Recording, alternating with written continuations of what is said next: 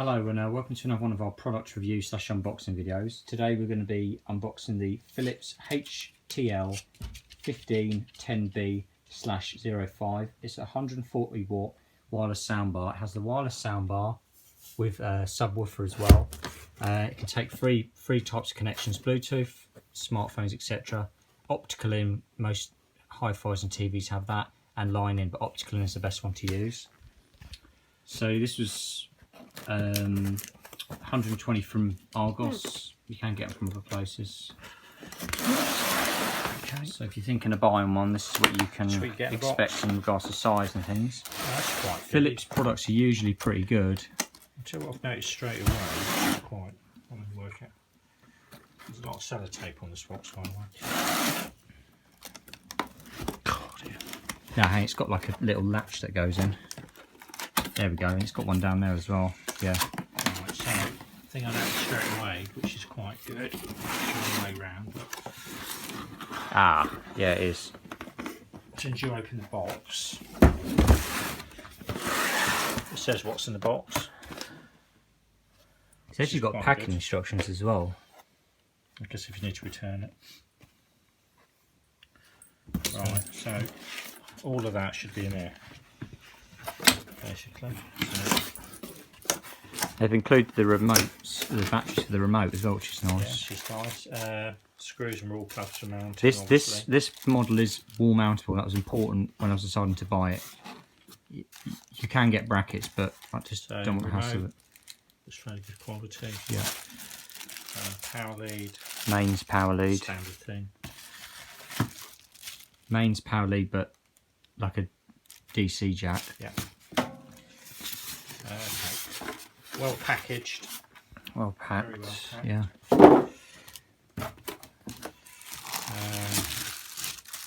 So the sub is wireless, so there's no cables required for it. Just looks like just a power connection.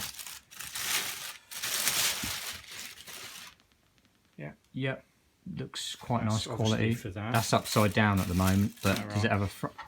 So that's what it looks. Nice. Just simple, very simple design. You've got the bit with the plug on is for that. Yep. That can be placed wherever you want it to be. There we go. Phillips, nice, yeah, looks nice. Okay, that's the important bit. Nothing else in the box, so let's get rid of the box. Yeah, all that. Try and get a good shot of this so you can see. I mean, it is. Let me get my tape measure. So we're doing other bits around the house at the moment. So that is 38 inches, give or take a bit, or 96.57 centimetres. Okay. Just if that helps anybody. Might be important. Again, looks good quality. Just pulling the cover off. Lots of static. Loads of stacks. We get a few little dog hairs on it, unfortunately. Okay, so here's the mounting holes. So there'll be two screws. Everybody's seen these like keyhole screw. You drill a hole and you drop it down on And it. it's got some rubber feet in case you want to put it on a harder surface like a fireplace, etc. Here's the connections, which I guess that's for. Don't know what that's for.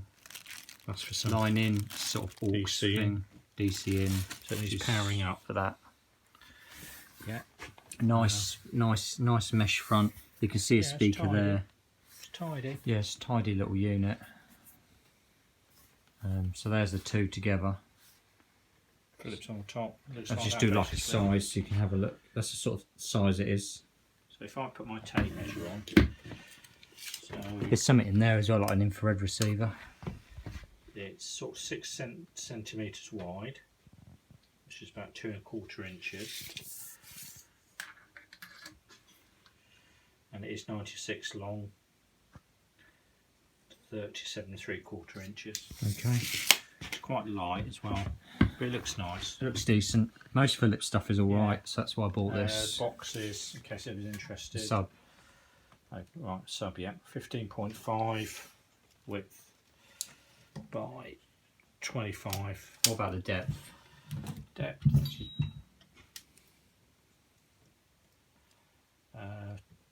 20.5, just over, so 20.6. Okay. What do you get with the instructions? Nice, decent remote. As I said, they supplied the batteries as well, which is nice. Looks a bit like a Now TV remote. Yeah, it does. That kind of size. That's an Now TV remote there. It looks a little bit like that, if I'm honest. Yeah, it does, yeah. But I guess they can only design them a certain way. So Right, so that's that. this manual is a template for drilling the holes in there. I wonder, folded up. Ah, let's see. Because you've got it. Because we want to mount this on the wall. It needs to be level and everything. If there isn't, I'll just give you a quick demo how to do that. Right. No, it doesn't look like there is. Start Quick guide. start guide. What's that? Phillips. Oh, actually, it's got measurements in here. Right, yeah. So if you're putting this up on the wall,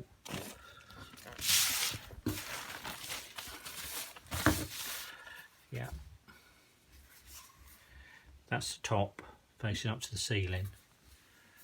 So you want to drill your holes. What's it saying there? The measurements. So you basically want to get a spirit level,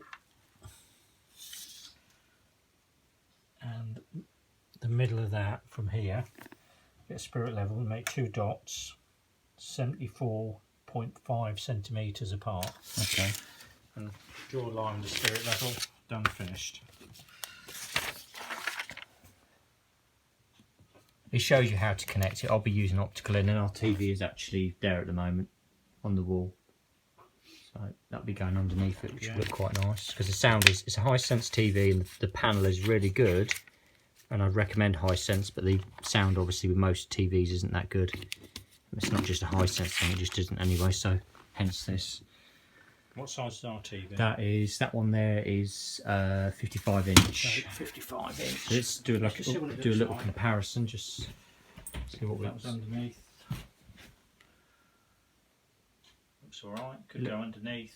Yeah, Or equally it could go on top. could go on top. Yeah. The advantage of possibly putting it on top is you could stick like little boxes on top of it. The only thing I'd say about putting it TV. below is you where you're sitting, you're getting more of a Equally, I suppose you could put sound. boxes on there, couldn't you? yeah. Yeah. No, Anyway, it's up to the nice. the viewer how they mount it, but we're just giving our 2 pence worth of What's wisdom. worth. So, thanks for watching, and if you're thinking about buying one of these, yeah, hopefully it helps. Thank you very much.